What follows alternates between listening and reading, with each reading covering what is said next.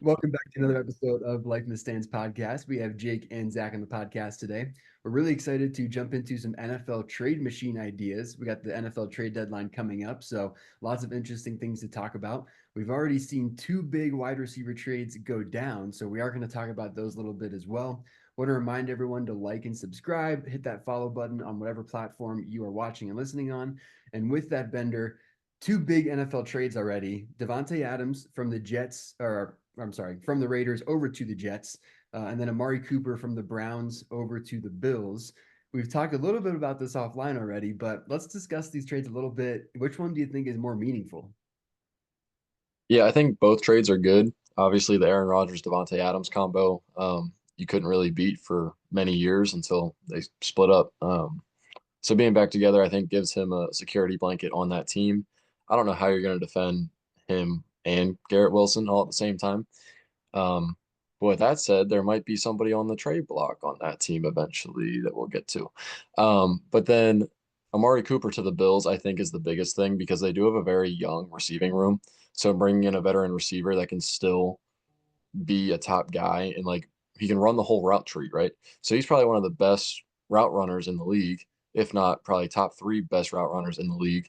Um, but here's what's kind of interesting. Um, and if you've listened at all to like the Pat McAfee show or anything like that, he thought that a certain team got fleeced. Now, he didn't realize that Amari Cooper is ranked the lowest receiver right now in football. But here's what I got to say to that because I think Amari Cooper is the biggest move between him and Davante. And we can talk about that a little bit as well. So, not just being a tutor for those guys, I think Amari Cooper, when he was with the Browns, did not give a shit, to be honest with you. So, yeah, he's dropping passes because you don't know if you're actually going to get an accurate ball or on time ball. So, I think there's a lot of like hesitant movements. So, I think once he's with Josh Allen, I don't think it'll matter. I think that'll be a good investment by them for a team that lost their number one receiver in the offseason in Diggs.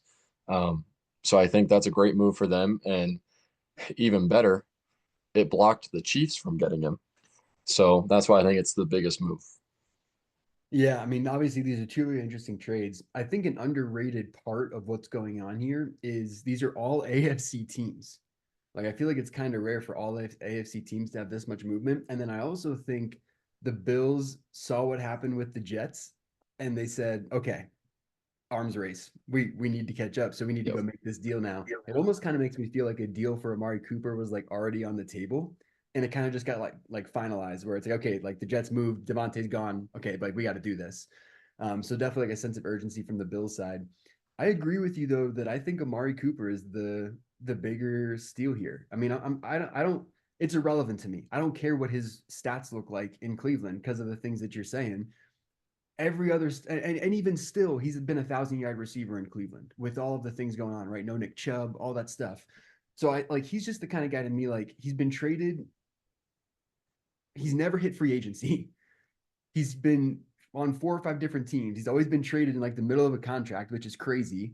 But he always just shows up and puts up 1,000 yard like receiving season. He just shows up, Mhm. he works his tail off, and like he just performs. So I think you put him back in that Bills offense. I think it will like make a significant difference for Josh Allen. And then yeah, like with the Jets, like being a Steelers fan, the Jets play the Steelers this week. So that's the other thing where I'm like, I'm half excited to see what this new Jets offense looks like against the Steelers defense that is, one of the best in the league. But I'm also saying to myself, like, this game is completely irrelevant because whatever this looks like in game one with what the Jets figure out what to do, it's not going to be the same way at the end of the season. You know what I mean? Like that, it's not going to be the same philosophy, the same team. Like, who knows what's going to happen? I just think it's interesting now that, like it is going to be a little bit of an arms race in the AFC. You also mentioned the Chiefs not picking up Amari Cooper because the Bills got him. So I think from now until the trade deadline, you're gonna see that arms race on that conference. I have a couple more comments about three of the teams you just mentioned. So Amari Cooper, I believe I saw something where his average like touchdown distance was like 26 or 27 yards. I don't know if that has to do with run after the catch mostly, but I'm looking at it in regards to a deep ball perspective, at least for Josh Allen, who can move out of the pocket. So I think that's definitely beneficial to that team for a guy that's going to be mobile like that. Already a good route runner, but if you can reroute and get open for him and find space, I think that's also very beneficial. That's what Tyreek did, and even Travis Kelce did in Kansas City. Now, staying in Kansas City, I know we're going to get to the trade machine ideas, but I think they could easily snipe a receiver still. It's not going to be a top guy, but it's going to be a cheap guy and a productive guy. I think that might end up being Deontay Johnson. But we will move to the Jets. And I, I have one funny comment, and it's when Davante got traded, people were saying that Aaron Rodgers and Davante Adams, side by side picture, were just like Paul Pierce and Kevin Garnett when they got traded to the Nets. And I think it's a Oh, hilarious comparison because if they fall apart, it will be true. oh, It will be true. And I hope that's not the case, especially for Davante Adams. Like, I could care less about Aaron Rodgers. I don't like Aaron Rodgers as a Cowboys fan. But mm. Davante Adams, if that happens, dude, I'm gonna laugh so hard regardless. See, that's tragic to me because I could see that happening. Like they're older, and not that I mean I think Davante Adams is still a fantastic receiver, still a top 10 receiver in the NFL. Um, I don't know. I don't know. It's just there's so many moving pieces. When you have that much pressure from all that stuff happening, you fire the head coach. Like it's a really difficult situation to be in. But let's jump into some of these NFL trade machine ideas. We had a lot of fun with this a little while ago in the NBA with that trade deadline. So we're definitely excited to jump into this now. Bender, the first trade I'm going to talk about, let's stay in the AFC and let's go back to the Raiders and talk about the other player that people were joking was going to be a package deal with Davante, Max Crosby. I think if you're the Raiders, if you already dealt away Davante, I think it's interesting to you to at least see what you could get from Max Crosby. And I think the team that would give you the most right now in terms of future draft capital that would be enticing for a team like the Raiders is the Lions with Aiden Hutchinson going down for the season. And you're nodding your head. I don't think this is a surprise to you. I think, realistically, does this trade happen? Probably not. But holy shit, it would be fun if it did. It would be so fun to see Max Crosby on the Lions. That's a perfect fit in my eyes. Do you have any specifics on what kind of draft capital the Raiders would want back? I do. So I actually think the Lions send back Hendon Hooker, young Because the QB Raiders need a prospect. QB, so that Raiders makes need a sense. QB, right? So I think they send back Hendon Hooker and like a third round pick. Um, and I think that gets the deal done for Max Crosby. Um, but that'd be an interesting one. And I would just love to see him in Detroit. Him and Dan Campbell, like he just fits that feel of a team. And in the future, if he stays there, the combination of him and Aiden Hutchinson is ridiculous. I never even thought about involving Hooker in that trade. Um, if I'm being honest with you. But regardless of if he's in that trade or not, I think the Raiders would want some kind of first out of it just because Max Crosby's so young. You're getting a guy that has 5+ years left of his career. Like you're like in his prime. Like that's like trading for a prime TJ Watt or like Crazy. now TJ Watt, honestly. Like that's kind of how I see it. And he's always going to be in that defensive player of the year category along with the other pass rushers that we talk about. Um, but I know the Lions need a pass rusher. Um, I don't think it'll be a guy like Max Crosby though, because I think it'll take too much to get him. Fair. Just because of how that Raiders organization kind of works, I feel like they're going to try and fleece you and then push too hard, and people will just back out. With that said, another rebuilding team that we love to bash on this podcast, which was last week's topic, the Cleveland Browns. Thought you were gonna say the Um, Jaguars. no, um, but I think a pass rusher that should be in mind is Zadarius Smith. He's very underrated, and I think it's still a guy that can contribute.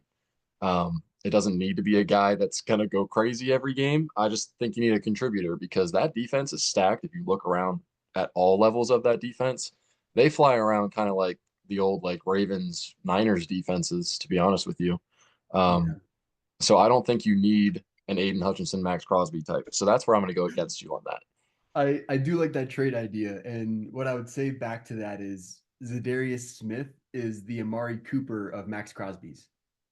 that. Yes, Like absolutely. that's the best way I can describe that. Because I mean, yeah, I think you're right. Like you can get Zadarius Smith for a lot cheaper, but he's just going to be Mr. Reliable, right? Like he's just going to go, he's going to show up, he's going to work hard, he's probably going to put up like 8 to 10 sacks.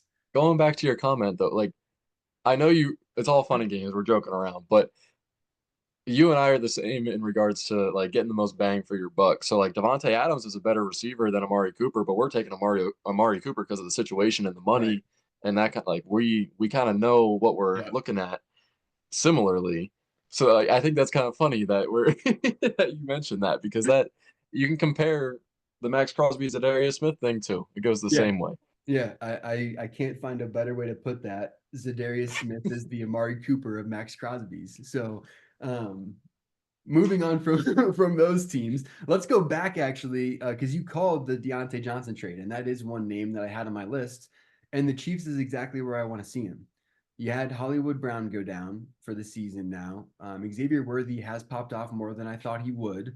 Although I think when it comes time in the playoffs, like it's gonna be more difficult to try to scheme that guy open with deep shots and stuff, which is the majority of his touches right now. Like schemed open deep shots, cover three, cover two beaters, jet sweeps, like get in the ball, which is great. Like that's what they should be doing. But that becomes more difficult in the playoffs. You need an elite separator. You know, like Juju Smith Schuster is their second or third wide receiver right now. And that would have been great 5 years ago. It's not fantastic now. You bring in Deontay Johnson, I think he really vibes with a guy like Patrick Mahomes. You know, elite separation. He's been performing really well with Andy Dalton in the quarterback slot in Carolina too. And I think if you're Carolina, you can flip that for better compensation than what you had to give up. So I think it just makes a lot of sense all the way around. It's a very stereotypical like win now move for the Chiefs, build for the future for the Panthers. And it's actually kind of funny. I I had no idea where you had him going pre-show. And if y'all don't know, him and I don't talk about jack shit majority of the time before we start recording. So it shows how much we're on the same page with a lot of things. As little as we can, so we can surprise each other, right? Yeah. So me saying Deontay Johnson's a perfect fit for the Chiefs is kind of nuts. Nutty. Um, but I do kind of feel for them. Like I heard that the Rashee Rice situation is not as severe as what it was, but I don't know to what extent he's going to miss. Um, I feel like that's their biggest miss right now because of what you said. Like Xavier Worthy's going to get his in little portions, like little design plays for him, but he's not going to be the elite guy to just randomly get open, sit in a spot in the defense. Like he needs to be schemed for kind of thing. Yeah. Um, so I don't disagree.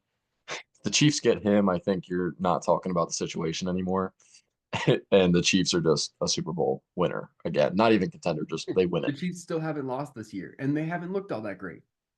No, Like this is the no. worst version of the Chiefs we're gonna get all year, and they're 5-0. And Travis Kelsey only just woke up. Yeah, Like that's where we're at. unreal. But we'll move to the next one that I alluded to when we were talking about the Jets earlier. I think Mike Williams is the next trade target, the next guy available for teams, just because that wide receiver room with the Jets is now filled. Wilson, Adams, and Lazard, who's been contributing so far this season, And they can and deal with whoever. Rogers likes Lazard too, far more than Yeah, Williams, obviously. it's basically the Packers receiving core plus Wilson. So that's kind of funny to think about as well. Yeah, But Mike Williams, I have him going to the Chargers again for a fifth, just because I feel like the Jets are gonna ask for a high draft pick just because they gave up so much for Adams and Rodgers. So realistically, I think Mike Williams is worth a sixth or a seventh at this point because of his injury history. yeah, But I think they'll find a way to press a fifth out of somebody, and it'll be the Chargers because the Chargers are a sneaky team so far. Like I think they're decent enough to try and squeak into a playoff spot. Um, so I think just getting a reliable weapon for Herbert would be a move for them. yeah. And the Chargers have been far more physical this year too. That's been impressive. You know, they brought in J.K. Dobbins and Gus Edwards. You know, they brought in Greg Roman, right? So I think like they're a little bit of the Los Angeles Ravens as well with the kind of physicality that they're bringing. But yeah, I think it makes a lot of sense for Mike Williams to go back there. The chemistry is also still there with Justin Herbert. If you would ask Justin Herbert if he was happy about Mike Williams leaving this offseason, real candidly, if you would have gotten a candid answer from him, he probably wouldn't have been too happy about it. On top of Keenan Allen leaving too, right? So I think it makes a lot of sense to go back there. The Steelers have been floated out as a trade candidate for Mike Williams too. I wasn't sure if you're going to say the Steelers or the Chargers. I I almost would rather have a guy like a Darius Slayton get traded for over a Mike Williams if you're the Steelers. So I like the fact that you have him going to the Chargers. I think that I just don't know if it's a great I fit don't, for what Pittsburgh's doing. yeah, honestly, I don't think the Steelers need a big body receiver either. Yeah, I would rather get a Slayton. I would rather get, um, yeah. I mean, heck, bring in Hunter Renfro off the street still at this point. You need a route runner, or Right. at Yeah. least like a You need little a slot short guy. guy to go with Pickens with the deep ball. Yeah. Yep. Yep. All right, I'm gonna go jump into my last trade of the day then, and this is gonna keep it in the AFC again. I am gonna talk about the other team we like to shit on a good bit, the Jaguars. And Andre Cisco recently actually came out and said that he was unhappy with the way the defense played. He felt like they weren't really playing as one unit, almost called out some effort kinds of things on the defensive side of the ball, which isn't surprising for the way things are going in Jacksonville right now. I have him going to the Bengals. And I'm going to the Bengals because the Bengals have been one of the worst defenses against the pass so far this year in terms of yards allowed, touchdowns allowed, passer rating. Their defense just hasn't really been that stout. And I think they could use like an up and coming player like Cisco who has a lot of ball hawking tendencies. He makes big plays in the secondary. They can use some more splash on that side of the ball. But he also brings like even though he's only 3-4 years in the league, he does bring a sense of that like veteran leadership to a Cincy defense that I think needs it and is kind of reeling, looking for that leader. So I think that makes a lot of sense. I think if you're the Bengals, in order to get a guy like Cisco, I mean, safety isn't a very highly coveted position in the NFL, right? Like I think you can give up a late round pick, a fourth rounder, say, and pull in a guy like Andre Cisco. So I think that trade would be interesting for the Bengals. I agree, and I think the Bengals are still another one of those win now teams because of the offense they have, Right. especially before T. Higgins goes. Like I feel like if they lose another game or two in the next week, like if they go on another losing streak, T. Higgins is on the block. Yeah. Well, that's That's what I when was they going to start trade. tanking. Just to chime in real quick before you keep going, I was going to say that about the Jets too. When we talk about all the trades that they're going to make, if they don't win the next like 3-4 games in a row, it's like it's going to be tough to come back this season. They're 2-4. Then you might want to start thinking about trading Garrett Wilson if you're going to That's keep crazy. Davante Yeah. there. Like, what do you do if you lose the next 2 games if you're the Jets? No idea. Sorry, No continue. idea. But that Bengals team, their offense is kicking. Like Jamar Chase is in the top with numbers, and so is Joe Burrow. Joe Burrow's like fifth in passing yards right now. Right. So that team is putting up points. If you see their defensive numbers, they could definitely use some help. I don't know if that'll get any better just with just one move though. Like I think that needs to be a multitude of moves like the Falcons did with Judon and Simmons oh yeah Simmons. So and you see what and that defense is doing. But yeah, yeah, for uh, sure. It's interesting. It's interesting. I do agree with you. The couple of edge rushers that we talked about, I think would also be a good fit in Cincy. Um, but yeah, like I think it's a lot easier for the Browns to trade Zadarius Smith to the Lions than it is for them to trade him to the Bengals, right? That division's tough, exactly, hard. So exactly. And I'm actually gonna keep it with the Jaguars too. they're a God trade deadline seller. Let's be honest. damn, I hate talking about the Jaguars, but in this scenario, not as much. I actually have Travis Etienne going to the Cowboys because the Cowboys Ooh, and Jerry Jones, or at least just Jerry Jones, thinks our team is a win now team. If we think we're going to get Demarcus Lawrence, Micah Parsons, and Deron Bland back to magically fix our defense, we need a running back to fix our run game that we do not have. We cannot afford to have all that weight on Dak Prescott at all because you see what happens. You get absolutely destroyed by Pittsburgh's defense with the amount of turnovers that he had in that game. The Lions got to him. I know the O line is definitely an issue. That's what definitely happened in the Lions game. But I think Travis Etienne would be a good fit for the Cowboys. I think it's kind of like your Tony Pollard type. He's not going to take all the carries, but then what did you sign Zeke and Dalvin Cook for? You can figure it out that way, which Dalvin Cook hasn't played. So I'm very interested on why he's not. I was just about to say, like, I do like the trade on paper just because the rushing attack has been subpar, but then I also look back and I'm like, well, yeah, like, where is Dalvin Cook? Where like what is going on? Yeah, so I don't know if that's an injury issue or he's washed, but you can't say you're not going to play Dalvin Cook and you play Ezekiel Elliott And either. Dowdle. And Dowdle. Yeah. You Yeah. have to try something if it's not working, right? Like Right. that Right. shit is not working at the moment. And I think the Jaguars are going to be a selling team and a rebuilding team very quick. They signed Trevor Lawrence, so you know Doug Peterson's out of there. Tank Bigsby is now running better than ETN, so ETN's probably going to get traded potentially. There are guys on that roster as well that are veteran receivers that teams might like. Like, what if the Steelers go out and get Christian Kirk? You Right. know, so there's options there. Yeah. Although I would hate that too, because I don't think that that's really the guy that would fix the issues either. But this has been another episode of Life in the Stands podcast. Had some really fun NFL trade ideas to talk about today. Obviously, a couple of big trades already happening with the Jets, the Raiders, the Browns, and the Bills. Bunch of AFC stuff going on. It'll be an arms race as we get closer to the trade deadline. Appreciate everyone watching and listening. Thanks again for the support. Remember to hit the follow button on whatever platform you're on, and we'll see you on the next episode.